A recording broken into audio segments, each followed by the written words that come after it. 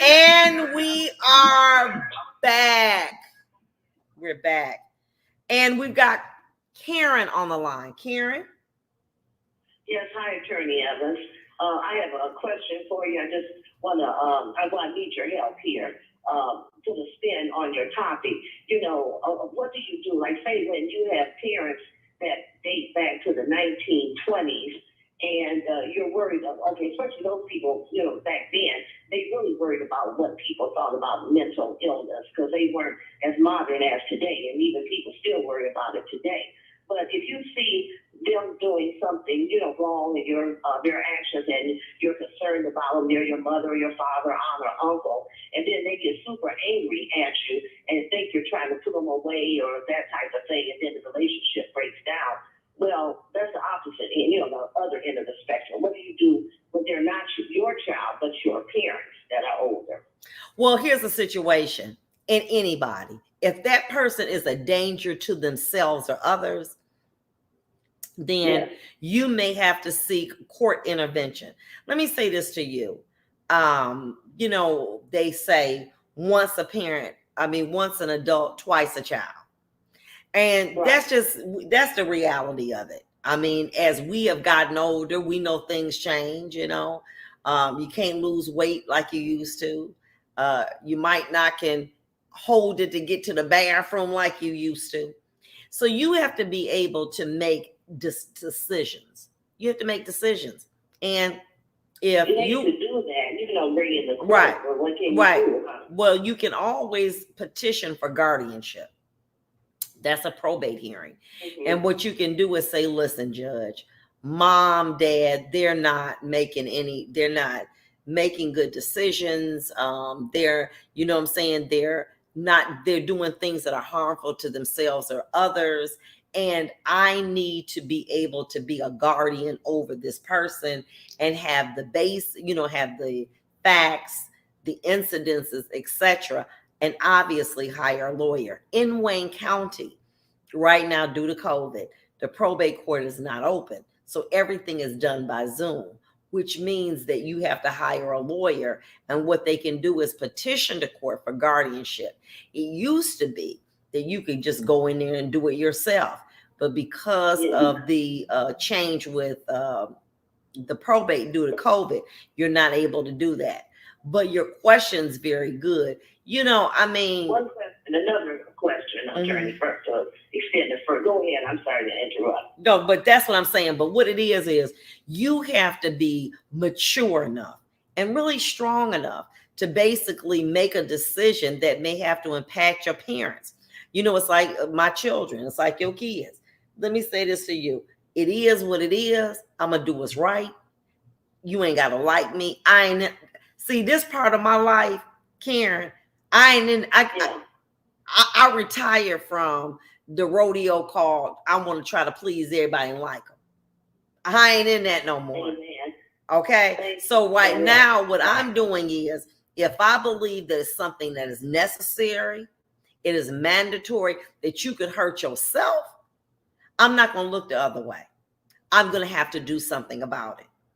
If you don't like me... Example, help me out. Okay, say for instance, like if one of your older relatives had to go to the hospital, they live by themselves, and they, instead of giving you the keys, the family keys, they want to turn their keys over to a neighbor who they hardly know. So their house has some of your sentimental, belongings and different things, and you know that they don't really know this new neighbor, but yet they insist on giving the keys. Now, well, wait a minute. Let me just say this. Let me say this to you. And that may or may not be, those are not situations. Let me say this to you. And let's be 100. Let's keep it real. What makes a person have to rely upon a family member than they do from somebody outside? Follow along. Throughout time, family has done more damage to people than friends have. Because people feel that they have a right exclusively to treat somebody the way, because I'm your brother, I'm your sister. The majority of calls that I get, Karen, are from people who got played by their family. that they trusted. Okay, but you have a good family here. I mean, that you know. No, but what I'm saying to you is follow along. That's my call. Okay. That's my call. You know, if I decide that I want, and I had a situation like this where the man said, I worked all my life. I want to entertain prostitutes. I want to pay young girls. That's his money and that's his right.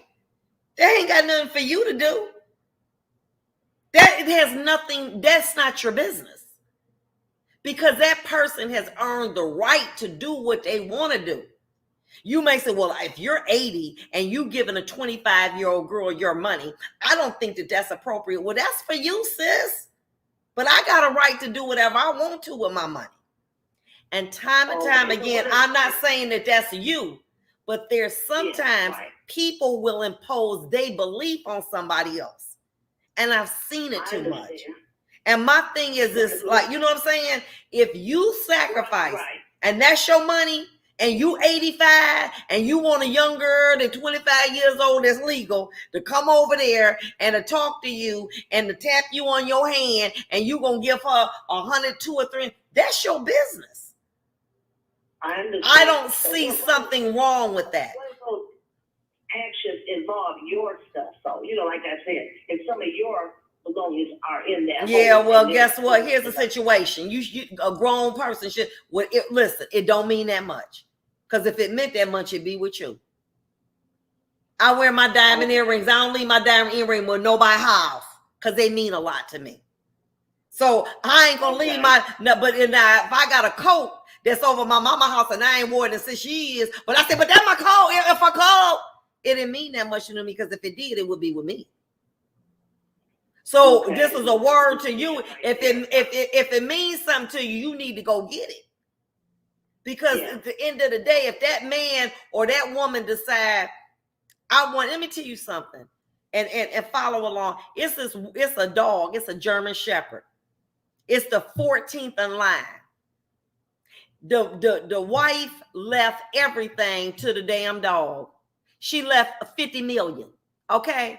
And you know why she said? She said, because didn't nobody give a damn about me. They wanted my money. They didn't care about me. And the only thing they cared about me was my damn dog.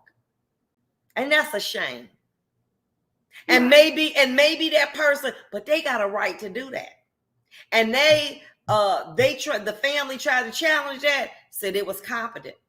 Karl Lagerfeld left $100 million to his cat. He said, I'm sick of people. Okay. But guess what? That's his money. What's that?